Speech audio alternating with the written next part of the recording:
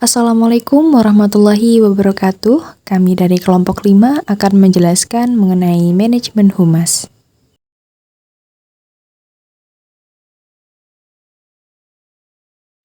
Manajemen hubungan masyarakat atau yang biasa disebut dengan humas merupakan sebuah proses strategis yang digunakan organisasi untuk membangun dan memelihara hubungan yang positif dengan publiknya.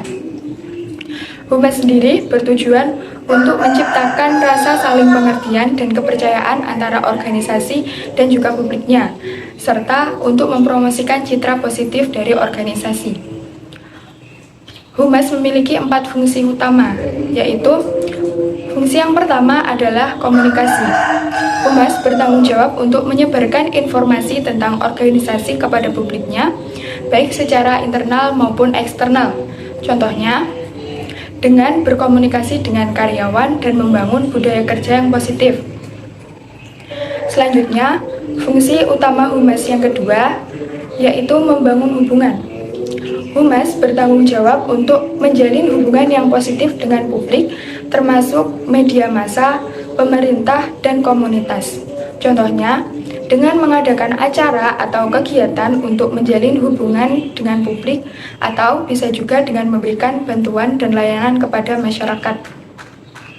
Selanjutnya, fungsi utama humas yang ketiga, yaitu mengelola reputasi.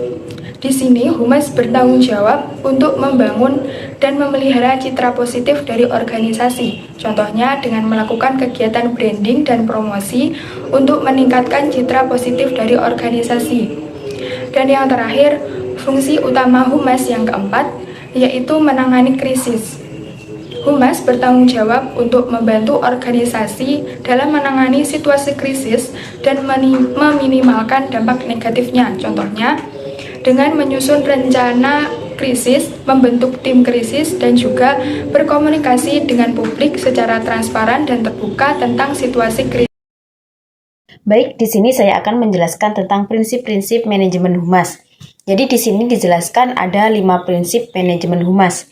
Yang pertama, saling keterbukaan dan juga kepercayaan. Jadi masyarakat itu harus percaya kepada sekolah bahwa sekolah tersebut memberikan fasilitas, memberikan pendidikan yang berkualitas kepada anak-anak mereka. Dan sekolah pun harus memiliki sikap saling terbuka kepada masyarakat, baik dari programnya, kegiatannya, maupun keuangannya kepada masyarakat. Nah, saling keterbukaan dan juga kepercayaan di sini dicontohkan dengan melalui kegiatan yang pertama, yakni madrasah mengadakan rapat komite secara berkala untuk menyampaikan informasi, misalnya program, kegiatan maupun keuangannya itu kepada masyarakat. Yang kedua, madrasah membuka kritik dan saran. Jadi madrasah itu memberikan kotak kritik dan saran guna menerima kritik dan saran dari masyarakat. Yang kedua, yakni prinsip saling menghargai dan juga saling menghormati. Jadi madrasah itu harus saling menghormati nilai-nilai budaya masyarakat setempat. Dan juga masyarakat harus saling menghargai peran madrasah dalam pendidikan anak-anak mereka. Contoh saling menghormati dan juga menghargai di sini dijelaskan bahwa madrasah mengadakan kegiatan keagamaan maupun kegiatan budaya yang melibatkan masyarakat setempatnya. Yang kedua, masyarakat membantu madrasah dalam menyediakan fasilitas-fasilitas untuk program pendidikan. Yang ketiga, ada prinsip saling membutuhkan dan saling membantu. Jadi di antara keduanya, baik madrasah maupun masyarakat, itu harus memiliki sikap saling membutuhkan dan juga saling membantu. Yakni madrasah membutuhkan dukungan dari masyarakat untuk dapat menjalankan program-program mereka. Dan masyarakat pun membutuhkan madrasah untuk memberikan pendidikan kepada anak-anak mereka. Nah, di sini dicontohkan bagaimana sikap saling membantu dan juga membutuhkan ini dicontohkan, yakni masyarakat membantu madrasah dalam meningkatkan atau dalam penggalangan dana untuk membangun sekolah guna terciptanya pendidikan yang berkualitas. Ya, yang kedua, madrasah memberikan pelatihan kepada masyarakat tentang berbagai keterampilan. Nah, prinsip yang keempat yakni komunikasi yang efektif. Nah, dengan adanya komunikasi yang efektif, maka hubungan antara masyarakat dengan sekolah itu akan terjalin baik. Tidak ada miskomunikasi maupun kesalahpahaman. Jadi madrasah itu harus berkomunikasi secara efektif dengan masyarakat tentang programnya, tentang kegiatannya, maupun tentang hal-halnya lain. Nah, masyarakat pun harus dapat menyampaikan kritik dan saran kepada madrasah dengan mudah.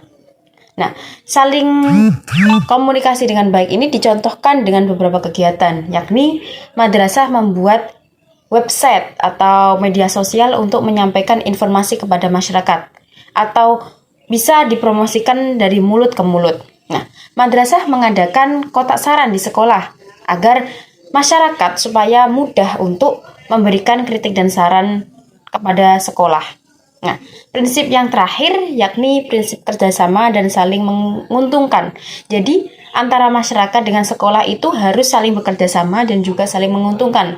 Jangan sampai masyarakat dan sekolah itu dirugikan salah satu. Jadi, keduanya harus saling-saling bekerja sama. Nah, madrasah dan masyarakat harus bekerja sama untuk mencapai tujuan yang ingin dicapai. Contohnya, madrasah dan masyarakat itu bekerja sama dalam menyelenggarakan kegiatan budaya maupun kegiatan keagamaan di sekolah. Nah, madrasah dan masyarakat bekerja sama dalam menyediakan fasilitas-fasilitas pendidikan. Nah, itu tadi ada 5 prinsip manajemen humas. Nah, dengan adanya prinsip manajemen humas tersebut, jika dijalankan dengan baik, maka tujuan-tujuannya akan bisa tercapai dengan baik. Itu tadi presentasi dari saya tentang prinsip manajemen humas. Sekian, terima kasih. Baik, saya akan menyampaikan materi selanjutnya yaitu tentang prosedur penerapan manajemen humas. Manajemen humas di sekolah berperan penting dalam membangun dan memelihara hubungan yang baik dengan berbagai pihak, baik itu dari internal maupun eksternal. Penerapan manajemen humas yang efektif dan efisien itu dapat membantu sekolah untuk mencapai tujuannya dan meningkatkan kualitas pendidikan. Berikut ini akan saya jelaskan apa saja prosedur dalam penerapan manajemen humas. Prosedur yang pertama ada perencanaan. Di dalam perencanaan, kita melakukan analisis situasi. Di dalam analisis situasi, kita melakukan analisis SWOT untuk memahami apa saja kekuatan, kelemahan, peluang, maupun ancaman yang dihadapi sekolah.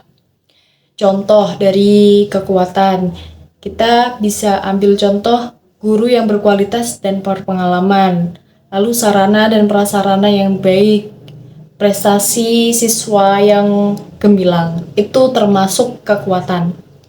Nah, contoh kelemahan bisa jadi kurangnya dana untuk kegiatan humas, lalu kurangnya sumber daya manusia atau SDM yang ahli di bidang humas, lalu kurangnya komunikasi yang efektif dengan publik. Itu contoh dari kelemahan. Sekarang contoh peluang. Contoh peluang ini bisa jadi adanya media sosial yang dapat digunakan untuk mempromosikan sekolah. Lalu, adanya kerjasama dengan pihak luar yang dapat membantu sekolah dalam meningkatkan citra positif. Itu contoh dari peluang. Sekarang terakhir contoh dari ancaman. Contoh dari ancaman ini bisa jadi persaingan dengan sekolah lain, lalu berita negatif tentang sekolah di media massa. Itu contoh dari analisis SWOT. Lalu kita mengidentifikasi publik internal dan eksternal sekolah. Publik internal ini apa saja? Publik internal termasuk guru, tenaga kependidikan, siswa, ataupun komite sekolah. Sedangkan publik eksternal meliputi orang tua siswa, masyarakat sekitar, alumni, pemerintah, maupun media massa. Itu termasuk publik eksternal. Setelah kita melakukan analisis SWOT dan mengidentifikasi publik internal dan eksternal, selanjutnya kita meneliti kebutuhan dan harapan publik terhadap sekolah. Jadi kita melakukan survei kepada publik internal dan eksternal untuk mengetahui kebutuhan dan harapan mereka terhadap sekolah. Lalu kita menganalisis hasil survei tersebut untuk merumuskan tujuan humas yang tepat. Nah, setelah kita melakukan analisis situasi, kita lanjut ke penetapan tujuan. Jadi, kita merumuskan tujuan humas yang harus sejalan dengan visi, misi, dan tujuan sekolah. Contoh tujuan humas. Yang pertama, meningkatkan citra positif sekolah di masyarakat dalam waktu 1 tahun. Lalu, meningkatkan partisipasi orang tua dalam kegiatan sekolah sebesar 20% lah dalam waktu 6 bulan. Itu contoh dari tujuan humas. Setelah kita melakukan menetapkan tujuan, kita menyusun strategi. Jadi kita menyusun strategi untuk mencapai tujuan humas yang telah ditetapkan tadi. Lalu strategi humas dapat mencakup program kerja, kegiatan, dan anggaran. Sekarang contoh strategi humas. Contoh dari strategi humas ini bisa jadi membangun website sekolah yang informatif dan menarik, membuat akun media sosial sekolah dan aktif dalam berkomunikasi dengan publik, lalu mengadakan acara-acara sekolah yang melibatkan publik, menerbitkan publikasi sekolah secara berkala, lalu menjalin kerjasama dengan media massa untuk mempromosikan sekolah. Nah, itu tadi tentang perencanaan. Sekarang kita masuk ke pelaksanaan. Di dalam pelaksanaan, kita yang pertama adalah komunikasi. Jadi kita membangun komunikasi yang efektif dengan publik internal maupun eksternal.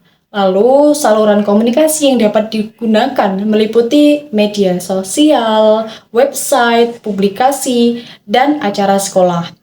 Kemudian kita menyampaikan informasi yang akurat, lengkap, dan tepat waktu kepada publik, dan membangun komunikasi yang terbuka serta transparan dengan publik.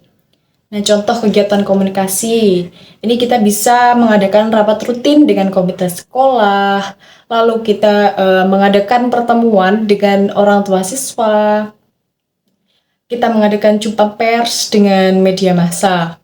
Itu termasuk contoh kegiatan komunikasi.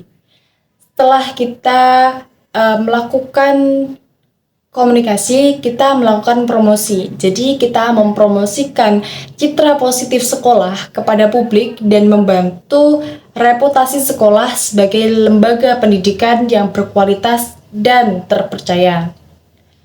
Contoh kegiatan promosi ini bisa jadi mengikuti pameran pendidikan, membuat iklan di media massa, ataupun membuat video profil sekolah. Itu termasuk promosi.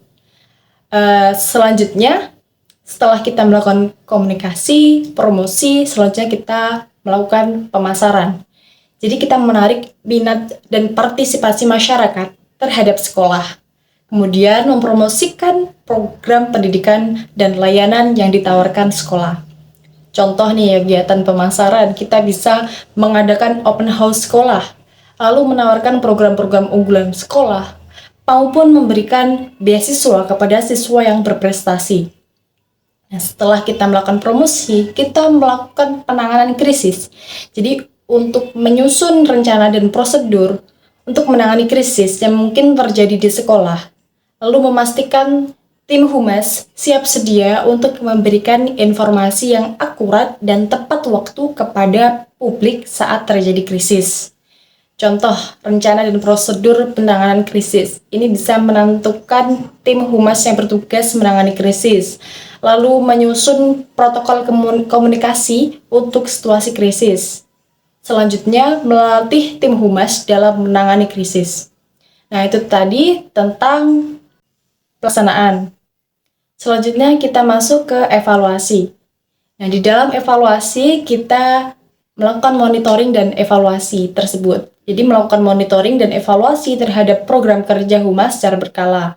Lalu efektivitas program kerja humas, lalu melakukan analisis hasil monitoring dan evaluasi tersebut untuk menemukan kelemahan dan kekurangan program kerja. Setelah kita melakukan monitoring dan evaluasi, kita melakukan perbaikan dan pengembangan. Jadi kita melakukan perbaikan dan pengembangan program kerja humas berdasarkan hasil evaluasi tersebut, lalu meningkatkan kualitas kinerja humas secara berkelanjutan. Itu tadi penjelasan singkat tentang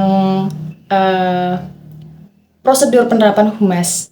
Jadi kesimpulannya, penerapan manajemen humas yang terstruktur dan sistematis dapat membantu sekolah untuk mencapai tujuannya dan meningkatkan kualitas pendidikan. Dengan mengikuti prosedur penerapan yang saya paparkan tadi, sekolah dapat membangun dan memelihara hubungan yang baik dengan publik internal maupun eksternal, serta bisa meningkatkan reputasi sekolah. Baik, selanjutnya yaitu model-model penerapan manajemen humas, di mana dalam model ini terdapat 4 model, yaitu yang pertama, press agentry model, yang kedua, model public information, yang ketiga, model two-way asymmetrical, dan yang keempat, model two-way symmetrical. Yang pertama yaitu press agentry model, di mana humas setiap organisasi maupun lembaga pendidikan tentu saja mengharapkan agar informasi yang diberikan kepada media massa dapat diberitakan secara luas. Untuk itu, humas harus mengetahui informasi seperti apa yang menarik perhatian media massa. Press agentry model adalah sebuah model di mana informasi bergerak satu arah dari organisasi menuju ke ruang publik. Lembaga pendidikan maupun organisasi membutuhkan media massa untuk memberitakan atau mengekspos seluruh kegiatan maupun prestasi-prestasi yang telah diraihnya. Dalam press agency model ini berfokus pada pengembangan lembaga pendidikan maupun organisasi untuk menciptakan citra baik dan menarik perhatian para konsumen. Dalam kegiatan ini, humas hampir semuanya mengarah ke taktik propaganda, di mana seseorang ataupun sekelompok berusaha mempengaruhi dengan berbagai cara. Dalam hal ini, implementasinya, humas bertindak sebagai agen berita, menyebarkan informasi melalui siaran pers, konferensi pers, maupun publik lainnya. Yang kedua yaitu model public information atau informasi publik. Model ini menekankan pada penyediaan informasi yang akurat dan objektif kepada publik. Humas bertindak sebagai sumber informasi, menjawab pertanyaan publik, dan memberikan informasi yang sesuai dengan kebutuhan media massa. Model ini cocok untuk organisasi yang ingin membangun kepercayaan publik dan meningkatkan transparansi. Yang ketiga yaitu model two-way asymmetrical, dua arah atau model dua arah asimetris. Model ini melibatkan komunikasi dua arah antara organisasi dengan publik. Humas berusaha untuk memahami kebutuhan dan kepentingan publik yang kemudian dikomunikasikan informasi dan pesan yang sesuai. Model ini cocok untuk organisasi yang ingin membangun hubungan lebih kuat dengan publik dan menyelesaikan masalah yang telah dihadapinya. Dan yang terakhir yaitu model two-way symmetrical atau model dua arah simetris. Model ini merupakan model yang paling ideal dalam manajemen humas. Model ini melibatkan komunikasi dua arah yang terbuka dan transparan antara organisasi dengan publik. Humas berusaha untuk mencapai dan saling memberikan pengertian serta kerjasama antara organisasi dan publik. Model ini sangat cocok untuk organisasi yang ingin membangun hubungan dalam jangka panjang dan saling menguntungkan dengan publik. Nah, kesimpulannya, model-model manajemen humas memberikan panduan bagi organisasi maupun lembaga pendidikan dalam membangun dan memelihara hubungan dengan publik. Model yang paling efektif yaitu model yang sesuai dengan kondisi saat itu dalam lembaga pendidikan maupun organisasi.